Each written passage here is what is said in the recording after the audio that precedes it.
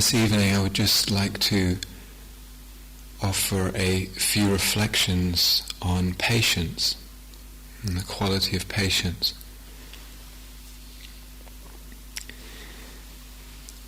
Patience is one of those qualities, one of those things that is universally recognized among the different Buddhist traditions as having pretty indispensable place in our practice. Really a necessary ingredient of the path. Both in general terms, in terms of recognizing and addressing the currents of impatience that percolate through our lives, and also very specifically in terms of how we relate to our practice. Are we relating to our practice with patience?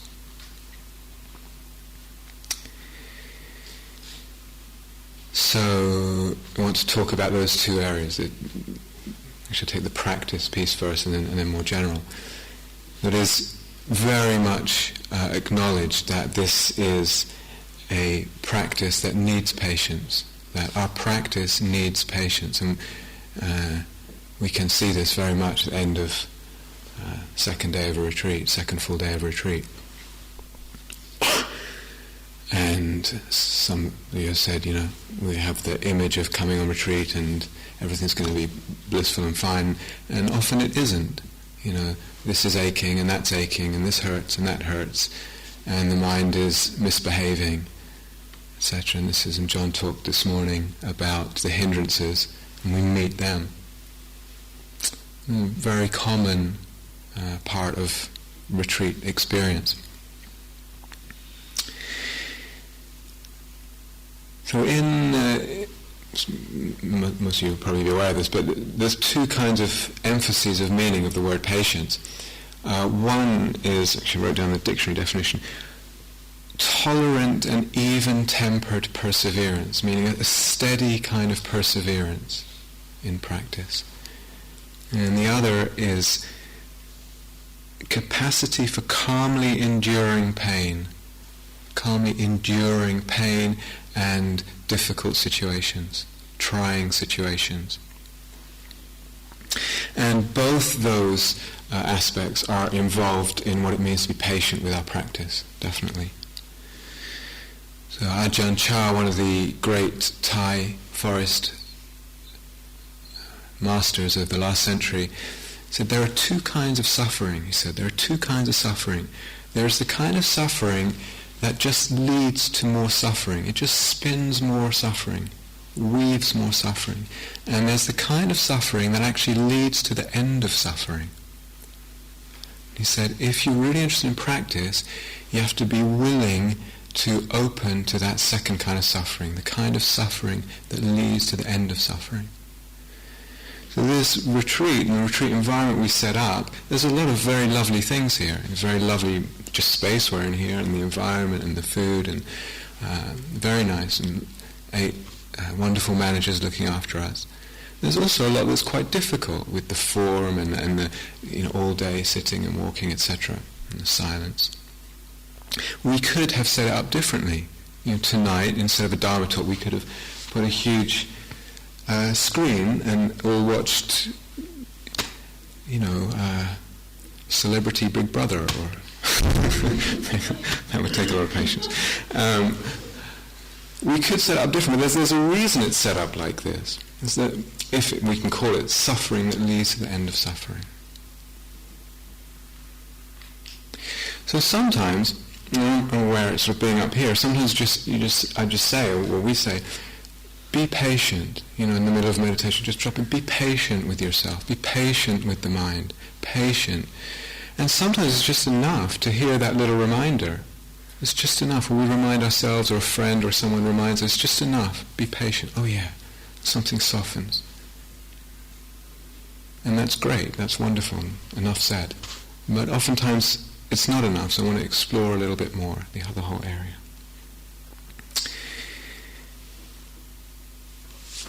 Gampopa, one of the great Tibetan teachers, defines patience as accepting joyfully and without regret all the sufferings involved in achieving highest awakening. Okay, and another text, the Bodhisattva Bhumi said, it is to accept joyfully and without getting discouraged whatever difficulty, tiredness, heat, cold, hunger, thirst, mental stress, and other sufferings entailed in meditating, striving in meditation early in the morning and late at night, studying the Dharma and listening to teachings, giving Dharma teachings, explaining the Dharma, etc., etc., working for the welfare of others. A lot of this. Now, some people might hear that, and they just hear that. What was the first line? It is to accepting joyfully and without regret all the sufferings involved in achieving highest awakening. Some people in this hall will hear that, and it just goes straight in, yes. And there's a real, it just touches something inside. There's an alignment there, and it's yes. And everything else falls into place around that alignment. Wonderful, really wonderful if that's the case. And if it's almost the case, to allow it through a devotional sense, etc., to let it be the case, to encourage it to be the case. But for many people, or for people at a certain time, that's not going to be the case. That can sound like almost like a starched white statement. It's just too highest awakening, and that's okay. Can we just remind ourselves of our sense of aspiration, though? Can we have a trust that we really are involved in something beautiful here? That to be here, to practice together, to try together is something really precious, really lovely, really beautiful. That we're interested in cultivating what's wholesome, what's good. We're interested in being with life, in touching life. We're interested in understanding that's good. And whatever our degree of aspiration, we can just trust the beauty of that. Trust that it's serving our direction. And sometimes just reminding ourselves of our aspiration is enough to allow, to encourage, to invite in a sense of patience.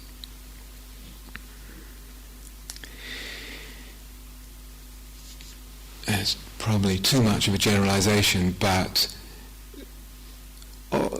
maybe because of the culture and technology and the way things are set up, we've come to kind of want things pretty quickly, and we can get a lot of stuff from all over the world pretty quickly, just Googling it, Amazon whatever, and there it comes. And in a way, our lives, for many of us, there's a real momentum set up of doing things quickly and getting things quickly. And it's hard when we come on retreat, and that's it's hard to stop that momentum. I was reading, or I heard about this conference of monastics from different religious traditions, and I think it was a very old Catholic monk who'd been a monk for years and years, talking with a very old Buddhist monk who'd also been a monk for years and years. And one of them, I think it was the Catholic, said to the Buddhist, it's really the first 20 or 30 years that are hard. And the Buddhist monk said, true. So to have a bit of a big picture involved. The things that are really worth it in life often take patience. Things that are really worth it don't come that easily. And you see this in all kinds of practicing an instrument, a musical instrument, takes hours and hours and hours, years of practice. Or Bob Dylan was talking with Leonard Cohen, and he asked him about, I forget which song, a particular song, how long it took him to write. Leonard Cohen said it took him 15 years to write it. 3-minute song. And we had some lovely poems last night from Mary Oliver. She said, at least 50 or 60 drafts before a poem even begins to look like it's approaching, acceptability for her. 50 or 60 drafts. A lot of patience involved in that. And patience in all kinds of areas, perhaps being involved in a relationship or a commitment of marriage or a partnership, perhaps partly what we're committing to is patience. Maybe. As much as we commit to another person, we're committing to just being patient with how, whatever comes up for them in the relationship, whatever reactions or, whatever they get into, and whatever we also get into. There's a commitment to patience. And it's interesting in our lives to see what are the areas where perhaps we do have a lot of patience, and other areas where perhaps we don't. Where are we impatient? Where are we patient? Well, in terms of practice, we can get very impatient, or impatient to some degree, with our sense of our process, spiritually, psychologically, emotionally, or the process of another. Now, it really wouldn't be true to deny the possibility that some transformation in our lives and the lives of others, some transformation, spiritual transformation, etc., emotional, psychological, is sudden. That is the case, that huge chunks of things can fall away, etc., very suddenly. That's absolutely, it's really possible. But my experience is most transformation for most people is very gradual. It's a very gradual process and not a very linear process often. It's often as well not particularly dramatic. Transformation is often not that dramatic. So we may want a kind of, very sudden, sort of sexy enlightenment experience, just boom, and there we are. Bada bim, bada boom, it's done. Or healing, oftentimes with the, we have a sense of some emotional healing that needs to happen, and we have a sense of it persisting for years. And again, we want some big catharsis and a big thing, and then it's going to be over. Oftentimes healing isn't like that. It's not very dramatic.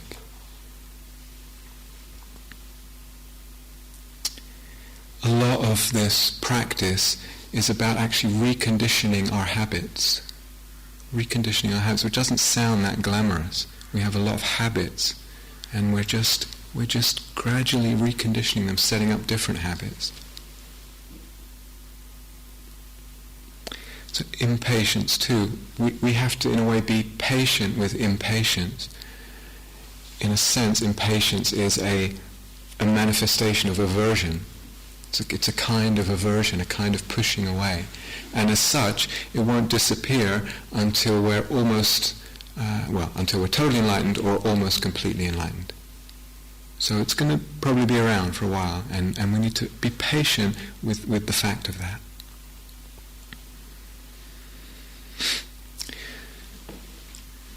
So, what helps? What's going to help? One aspect I think is important is are we able to see the value of what it is that we're experiencing? And we might not like it, might not be going according to plan, but are we actually able to see the value of this time that we're going through, of this experience that we're going through? So for example, this first 2 days we worked primarily with the breath. Now it would be very easy to have an idea of practice so far as we're developing attention on the breath. That's what we're doing. And when we're attentive to the breath, that's it. And when we're not, that's not it. But in a way that may be too narrow of a view of what's going on. What else is being cultivated? Just in this simple act of being with the breath, really helps to have a broader view, to broaden the perspective.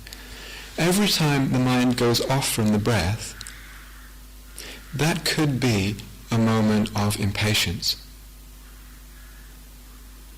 If I can soften around that, I'm letting go of the habit of impatience. It could be a moment of self-judgmentalism. Again, if I don't get caught up with that and believing that, it becomes a moment of letting go of the habit of self-judgmentalism. Every time I notice that the mind is off the breath, it's a moment of wakefulness, it's a moment of knowing where the mind is, a moment of mindfulness. It's a success, if we want to use those terms. I'm strengthening the muscle of the mind every time I pull the mind back to the breath. All that is happening and more. And if we just say it's just about attending to the breath, that's the only thing that we're interested in, it's like putting a noose around the practice. Sooner or later we're going to feel like we're choking, and the whole thing dries up, and we just pack it in. So it's really important to see what else is going on, not just with the breath. We could be involved in a work situation here or elsewhere, or working in service or whatever, and maybe it's just very rote and very dry, or there's too much stuff. What else is going on? There's never just one thing going on. There's always how we're seeing it in our attitude and what else is being cultivated. So we can ask ourselves, what other qualities of heart am I developing here? Anytime anything's difficult in the body or the mind, there's more than one thing going on. What else is possible? What else is being developed? So, this is really a question. Am I seeing this experience, this period of time, of difficulty, whatever it is in practice, am I seeing it as an opportunity for growth, for learning, for transformation? Or have I just got caught in a kind of spinning of complaining and negativity? So this is a real question to ask, in the moment, to ask ourselves, what's happening here? How am I seeing it? The view, right view. The Buddha talks about right view. It's absolutely crucial.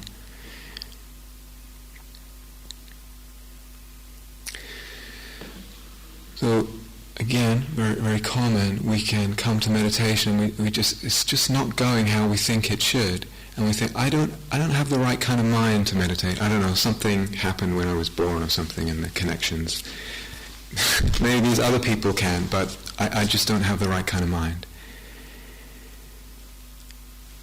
But the mind as such is actually, you could say the mind is a collection of habits. And that really doesn't sound very, very appealing or glamorous, perhaps. It's a collection of habits, of impulses, of responses, of views, of perceptions. As such, being a collection of habit, what that means, although it doesn't sound that, sexy or whatever, as such, what it means is the mind is a shapeable thing. It's a shapeable thing. This collection of habits can morph, can be shaped, can be is malleable into something else. And the Buddha talks a lot, the images, he talks a lot about the possibility that humans have for developing skills. We can develop the skill of learning to calm the mind. We can develop the skill of loving kindness. Thinking of it in terms of skills, and that we can develop these skills the same way as we can develop countless other skills that we have in life. So whatever the state of our habits of mind, it's actually possible to develop skills. It really is possible, because the mind is not a fixed, solid, finished product entity. It's shapeable, it's fluid, it's like a something that's moving, actually.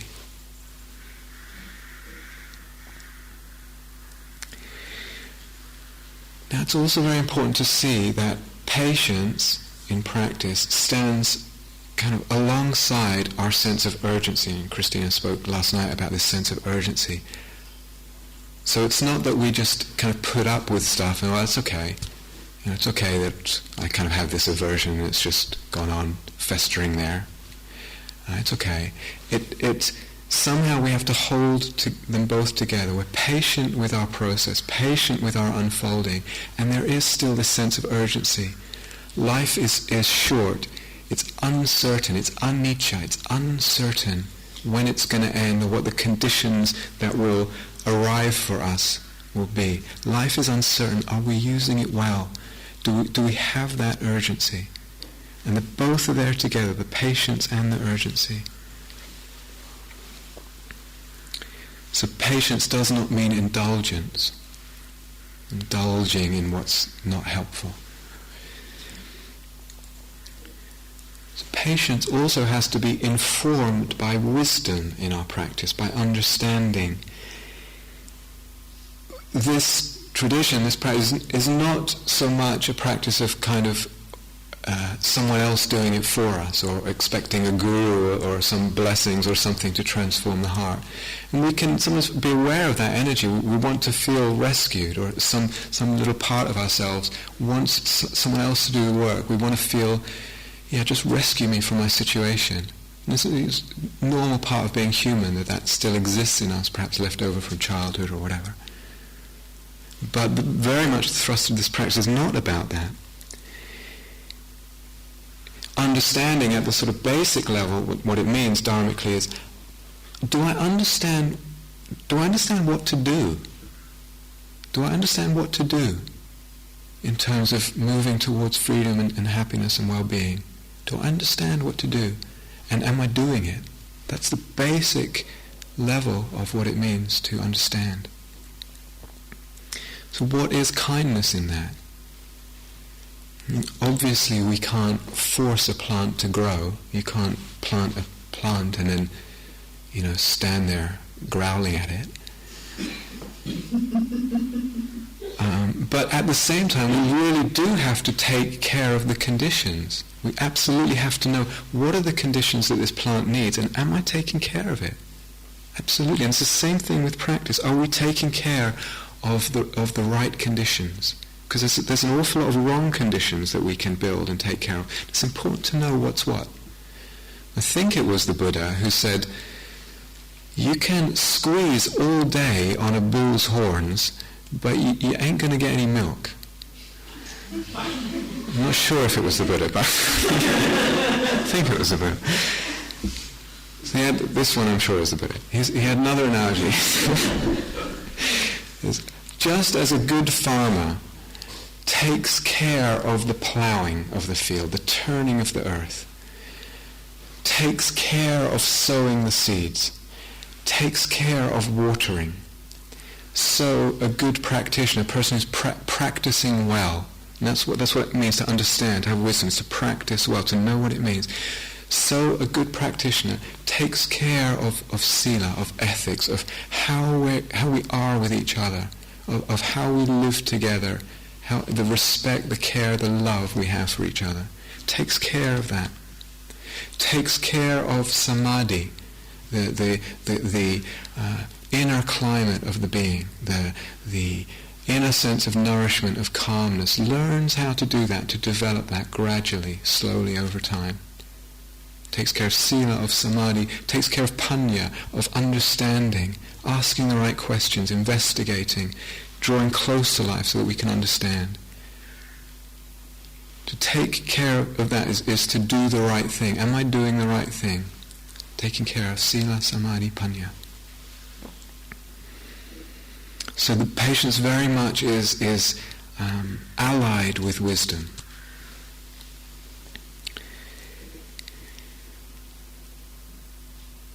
So I'll speak a little bit more about patience in a general sense, not just about our practice. This kind of impatience we find running through our lives in huge ways or in little ways or whatever. So impatience, like anything else, like absolutely anything else, can become a habit. We can have a habit of impatience, and actually most of us do have a habit of impatience to some degree or other. So I notice myself, I have to go into town to run an errand or whatever, and there I am, Totnes High Street, and at the pedestrian crossing, and waiting, and there's just this sense of, oh, come on, until the little green man comes or whatever. And how long do we have to wait for? It's less than a minute, really. And I don't really have to be anywhere at a particular time, but yet there's still this, it's just the impatience has become a habit. Now it's not very remarkable, but it's still, one feels this, it's become a habit, the impatience. Now, it's important too, when we're investigating qualities like patience and impatience, to actually see the effect of it. What is the effect that impatience has? So again, as I notice myself, I'm in Newton Abbot or wherever it is, and I've got my list of things that I need to do. I've got to go to the bank, and I've got to buy this or do whatever it is. And I'm there in Newton Abbot, on Newton Abbot's, whatever it's called, street, and with my list, which is basically my summary of what I want. That's my list of things to do.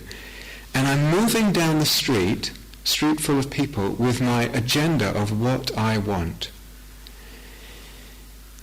What happens? The heart actually closes. The heart closes when I'm driven by that, and then it's all these people in the way of what I want. And then the impatience comes in. It's important though to see the heart connection. If we're too driven, if we're seeing too much in those terms, you can actually feel, you can literally feel when the mindfulness is developed and the sensitivity is there in the body, one actually feels the energy center in the chest area close, and the heart closes. And how does that affect the perception? What then do the people seem like even more? Versus if it's possible to drop that agenda and just be there, and it's the miracle, the beauty of life unfolding and people going about their business and children, and there's something, the whole perception changes. It's really important to see the effect of impatience. It's also important to see the suffering in impatience. That the suffering, the sense difficulty, is not so much in the thing, it's in this quality of impatience itself. So we can investigate it. What actually is it? What is impatience? We all know kind of what it is, but what is it when we go deeper into it? For myself, when I look at it, what I find is it's barely findable. Actually, the experience of impatience is there's barely anything there. There's some sort of sensations, but they're not even really strong. They're almost like, well, where are they exactly? And there's a sort of vague thoughts, or maybe a few very clear thoughts, but just a few. It's almost not there. It's important to see this because, well, for a number of reasons. One of them is somehow a kind of feedback loop has kicked in, and we're responding to this feeling of impatience without seeing it for what it is. So what is it? Asking and knowing, understanding the experience. The Buddha has a fundamental question that he asks over and over and over again about many different aspects of our life, and it's, what is feeding this? What is feeding this quality, this experience? And so we need to ask as well with impatience, what is feeding this impatience?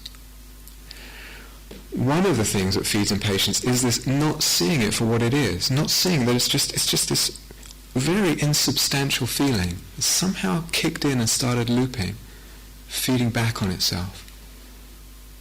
We need to see it as it is to stop feeding it. Sometimes impatience is just fed by very ordinary factors like tiredness, or just we're not feeling calm, or we just don't have a sense of well-being, and they're just feeding in to create a sense of impatience. But they're important to see. So we tend to blame the object, this situation or this thing that I'm going through, this event, that's making me impatient, rather than impatience is a condition, it's a condition of mind and heart that's brought about by other conditions. And we need to understand what those conditions are.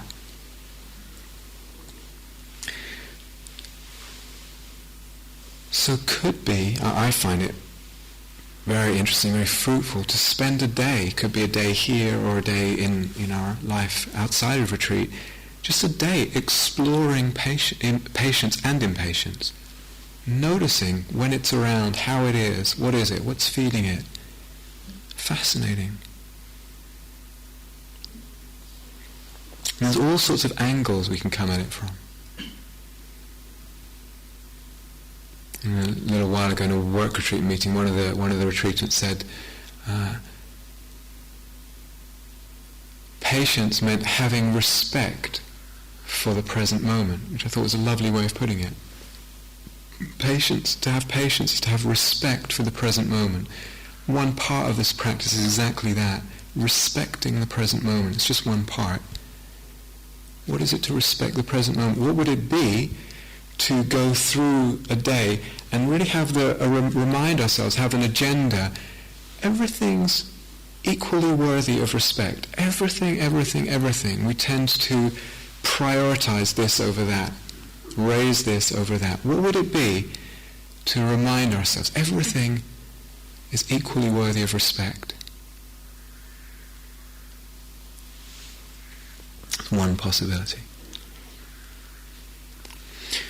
But this question from the Buddha, what is it that's feeding impatience? A really important question. And we can question ourselves. We can start probing at this whole experience, this whole structure of impatience. Very simple, very direct question we can ask ourselves. Is this situation really as bad as it seems? Is it really as bad as it seems? Is it inherently bad? But, in and of itself, is it really that bad?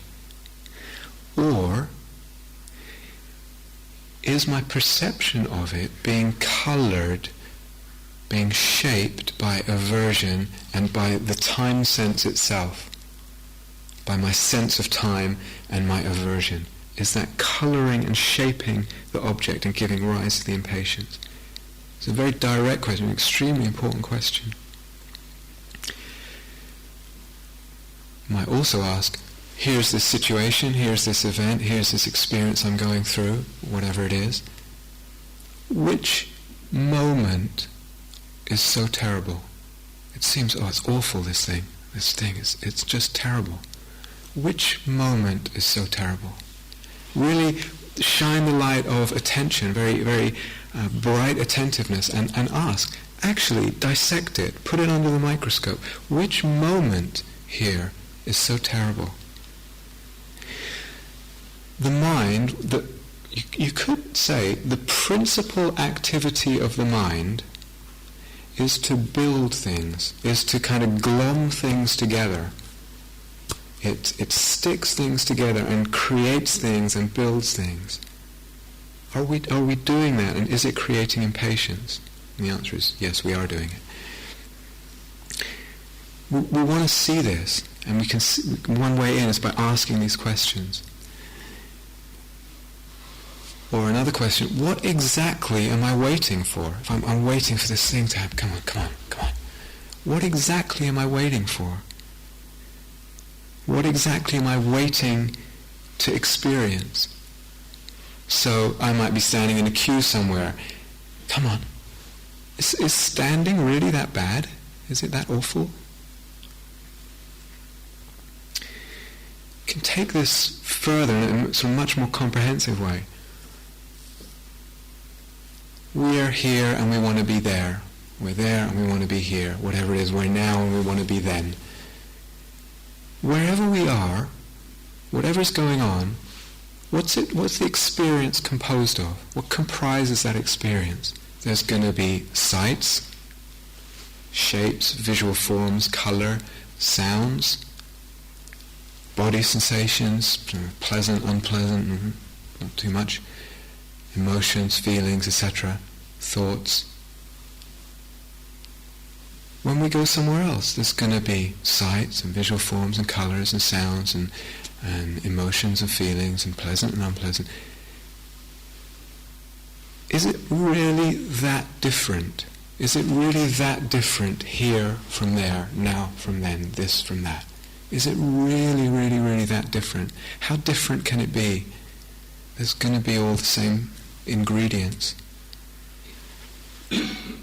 Is now really bad and is then going to be really great? So, me on one side of the street in at the pedestrian crossing in Totnes, is this side of the street really better than that side of the street? Or, very common, people have pointed out, you're on a retreat and you're sitting in meditation, come on, ring the bell. Maybe he's fallen asleep, ring the bell, or I will scream. And what's going to happen? The bell's going to ring and it's going to be walking time. And then we're walking, come on, and we're going to go back to sitting. And this is quite a common observational retreat, it's actually just flipping back and forth. Then there's lunch, okay? So and then we're standing in the queue at lunch, but one of our wonderful cooks is here, and very lovely food provided. But actually, how good can lunch be, really? No, every huge respect to Richard and the other cooks. Wonderful service and lovely food, but really, how good can lunch be? You're standing in the queue and come on, is there going to be enough? And why am I at the back of the queue always? And is it really that different? Is standing in the queue so bad and is lunch really that fantastic? So the direction of this is a contemplation. It's not to then say, okay, Buddhists, they paint everything grey. Everything's got to, take the joy out of everything. It's not about that. It's not about this kind of making everything grey and just going, oh God, right. It's a tool. You can pick up this contemplation and use it as a tool when there's the suffering of impatience, to take away this elevation of one thing and putting down of another. That's part of part of the fabric of impatience. At the same time, a lot of practice is just the opposite. It's very much about keenly noticing and becoming sensitive to, developing our sensitivity to the particular, to the uniqueness, the miracle of every moment. There are no two moments the same. So both these two again, they're together, they stand they move side by side, they complement each other. And one's for a certain situation, and another's for another situation. And it's fine. They're just tools. But this aspect, how different can experience really be? This thing, I need this thing to happen. Got to get through this thing. Come on. Do I believe I'm going somewhere? Do I believe I can go anywhere? Anywhere. Can I really go anywhere? Can I get somewhere? If I believe that that's really the case, then impatience will follow. To use the Buddha's analogy, as sure as the wheels of the ox cart follow the ox that pulls it. It will come out of that believing I'm going to get somewhere. There's somewhere else to be.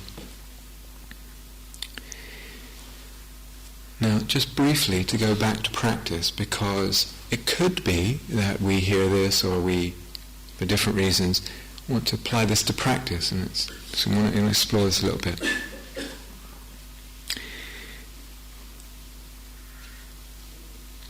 It is true to say, if we have a notion, a concept of progress, there is such a thing as progress in practice, or whatever, that very notion and concept automatically brings with it the concepts, the notions of regress, going backwards, or stagnation. They come with the concept of progress.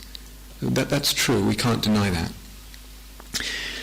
But you have to tread very carefully here with practice, very, very carefully, and with a lot, I think, with a lot of integrity, really deep and almost ruthless integrity. It would be silly, I think, I don't know another word for it, silly, premature, perhaps immature, to not think somewhat in terms of progress in practice. Otherwise, why are we practicing? We are moving towards our aspirations. We are moving towards goals. It's an interesting area. The notion of calm, the idea of calm, the aspiration of calm, the aspiration of concentration and collectedness, the aspiration of mindfulness, wakefulness, attentiveness, all of them bring with them they're opposite notions. Calm brings with it opposite agitation, or whatever you want to call it. Concentration, scatteredness, mindfulness, distractedness, inattentiveness.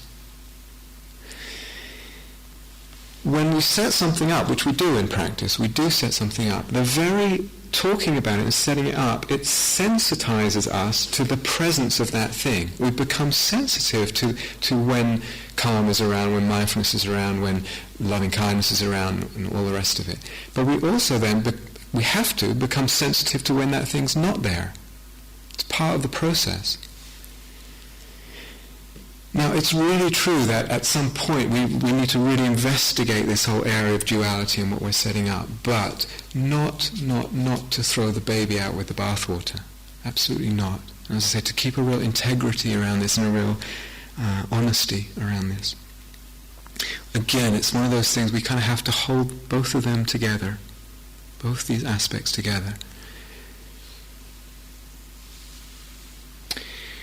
We actually need to develop our practice and develop the kind of subtlety of seeing that comes out of that development of practice, because we can pick up this idea of non-duality. Oh, there's nowhere to get to, nothing to do, nowhere to get to. We can pick that up and use it at a level that doesn't really have that maturity of understanding. And what happens is we've just fallen back on our default concepts. This is how I am. This is how it is, this situation. This is how life is. This is how it is right now. That's a default, normal human perception. And so that's okay. It's okay. I'm just going to accept that because it's just non-dual. That's not what the Buddha was talking about when he was talking about awakening and enlightenment. The whole notion of how I am and how it is undergoes a complete dissolution and re-understanding. So to use these ideas of non-duality without really understanding that is a bit premature. Okay, so this question of feeding.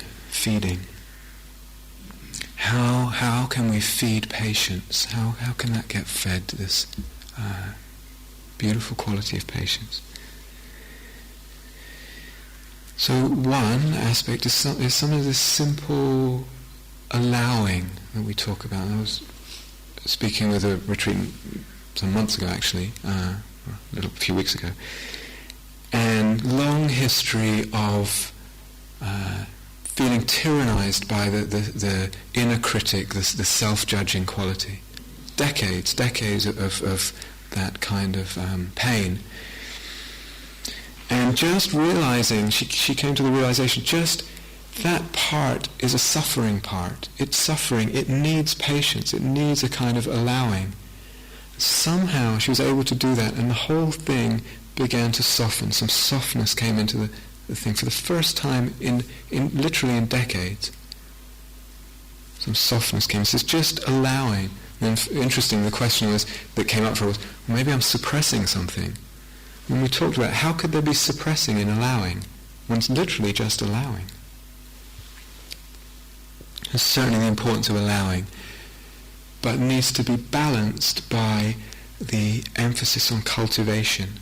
There's a lot of emphasis in this practice on learning to cultivate qualities like loving kindness and compassion and generosity and calmness, etc. When we're going through something difficult that needs patience, when it lands in a context, in an inner climate or environment of that kind of inner resource and well-being, of having developed all those qualities, it's landing in a very different place. Patience is a lot more accessible then, based on that cultivation. Huge importance of cultivation. I'm not going to say much more about that now. So this allowing factor has to be, again, supplemented with this attention to cultivation. We need to understand patience and impatience. Some of you, I know, you experience chronic illness. It's a very interesting thing to experience chronic illness, and what is it that something like a chronic illness asks of us? What is needed to kind of manifest, to be brought forth from the heart, from the mind, when there's an ongoing illness and you can't really see the end in sight? What is it that comes forth from the heart, from the mind, that makes that bearable, okay?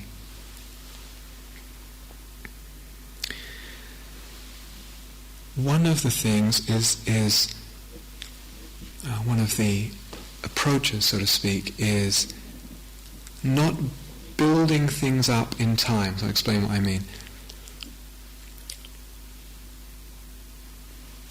When we have a sense of impatience, we've given solidity and substance to something in time. It's been going for so long, and it's going to go for so long in the future. And we have that thought, those thoughts about past and future. And this thing, instead of being an experience in the moment, which is actually all anything can be, as an experience in the moment, instead of that, it's become something big, enlarged in time. Is it possible, and this is a practice, is it possible to kind of snip off the past and the future and just come to this moment of experience, just this moment? So a moment of experience is always handleable. It's handleable. A moment is something, even if it's difficult, it's something that in a way awareness can accommodate. It can get around it. A moment is always handleable. We tend to build up a thing or a situation with our time concept.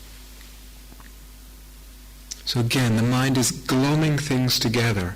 It's building things into a big thing, a big situation, a big problem with a long history. So on one conventional level that might be quite true, but sometimes in practice not the skillful way to look at it. When the mind does that, it gloms things together and we have this big problem, then we get overwhelmed. So a real practice, can we just practice snipping off the past and the future and just really bringing ourselves to the moment and feeling the handleability of the moment?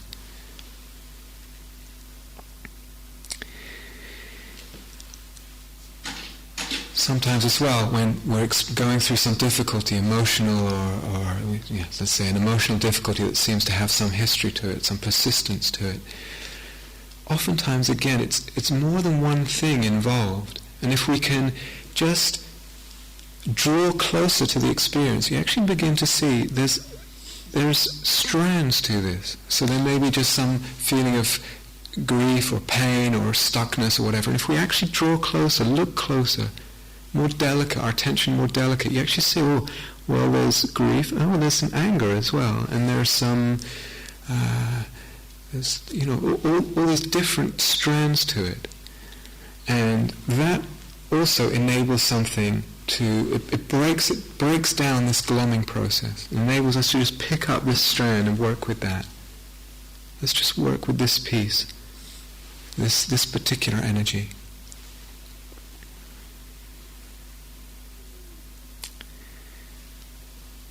So oftentimes part of being human and having a mind sometimes is that we create abstractions out of our lives and our sense of life. We create abstractions and we believe in them.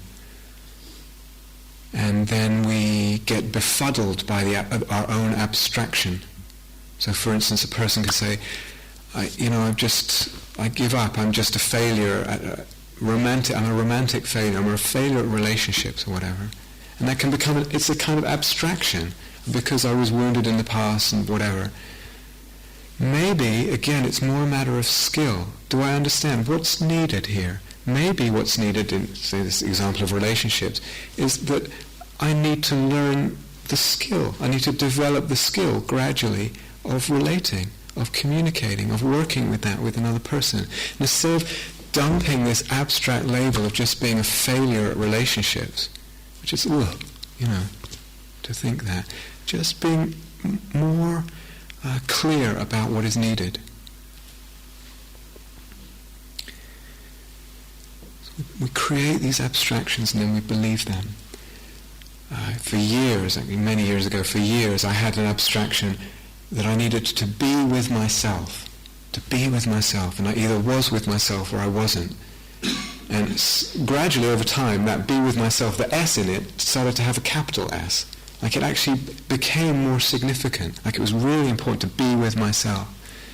And after a while I was like, what do I mean by that? Or a person, I don't know myself. They have an abstraction. I don't know myself. I just don't know myself.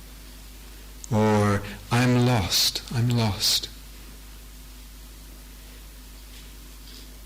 Or I'm not mature. There's not a maturity. All these are actually abstractions. We need to probe, not get settled for these abstractions. Actually probe. What does it mean? Is it actually true? What am I talking about? To be quite precise, so that very much there's a quality, there's the importance of the quality of heartfulness in our practice. But again, balanced by a kind of quality of intelligence. We need to practice with intelligence. What actually do I mean when I say that? So I'm not getting impatience about something that's not even that real, and I'm not even sure what it means. I'm patient with my process.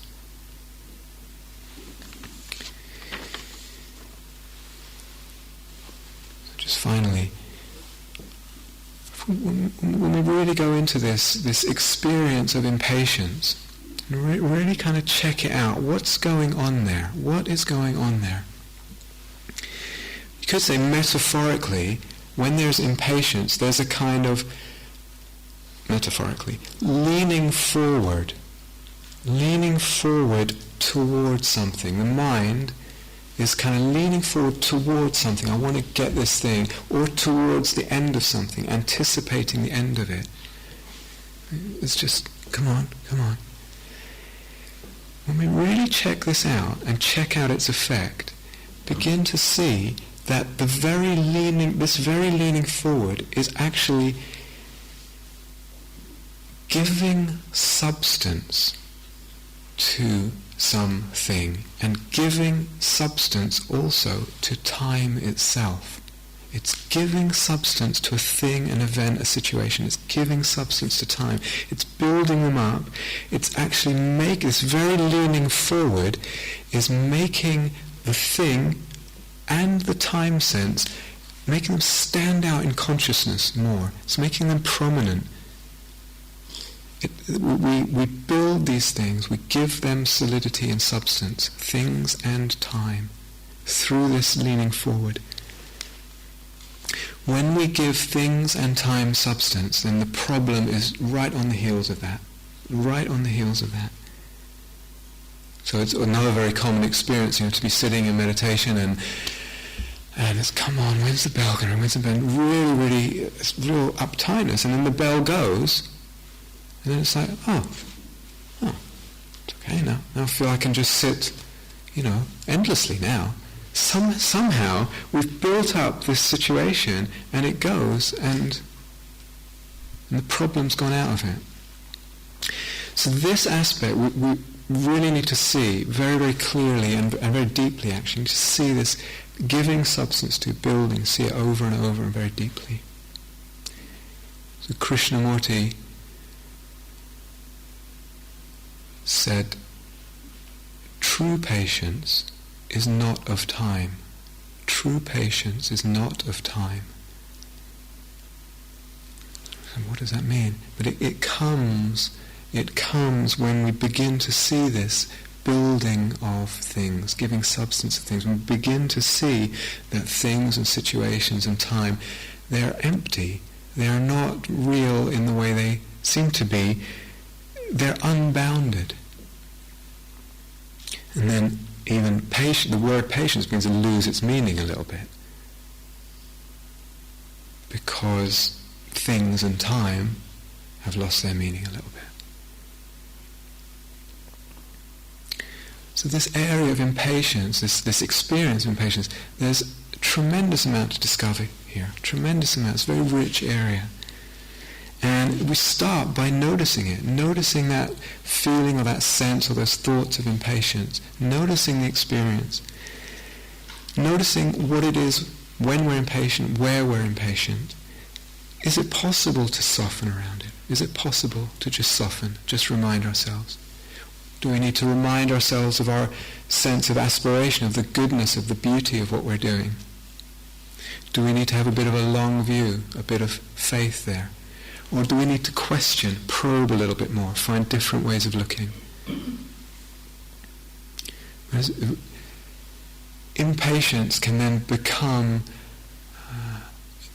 an experience of impatience can become a time of possibility instead of a time of imprisonment.